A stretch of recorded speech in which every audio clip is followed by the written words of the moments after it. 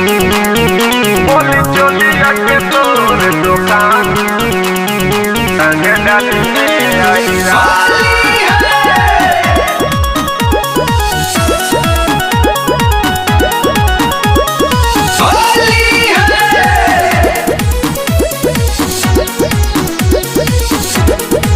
ऊपर से रंगवा तू डाला जाता जी न तो भीतरील मार दे पाला जाता जी पाला जाता जी पाला जाता जी ऊपर से रंगवा तू डाला जाता जी न तो भीतरील मार दे पाला जाता जी अरे होलिया में ले बजान का हो जा खाके होलिया में पुआ पकवा रंग डाली है आहिरा अच्छा चोलिया के तोर दुकान रंग डाली है आहिरा पागल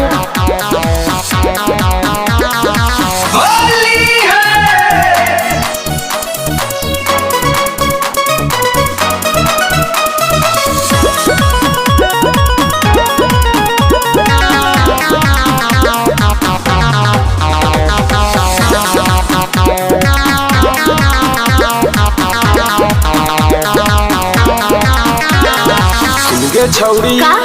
जादव जी हवे डेंजर अच्छा कर दे तो ढोढ़िया में का दोगे होलिया में अच्छा छोड़ तो न छौड़ी ते कहू जगहिया तो रसा दोगे अरे इतना हिम्मत तो रसा दोगे अरे लाल गुलाल मिला के हो डाला तारा गोदी में उठा के हो और करो तारा गंदा काम गंदा खाके होलिया में पुआ पकवा तरंग डाली है आहिरा खोली चोलिया के तोर दुकान तरंग डाली है आहिरा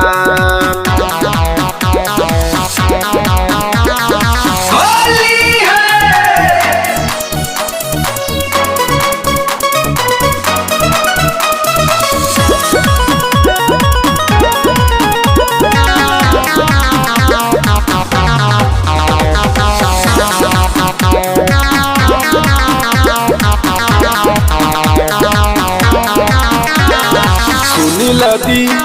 दीवाना के छौड़ी हक बड़ी मोटे पीछ करी आगे लाला कापी यारा का के छौड़ी डाल दे तो ये माँ बिहारी आगे डाल दे तो ये माँ बिहारी आगे ऊपर नीचे सगरो डलला हो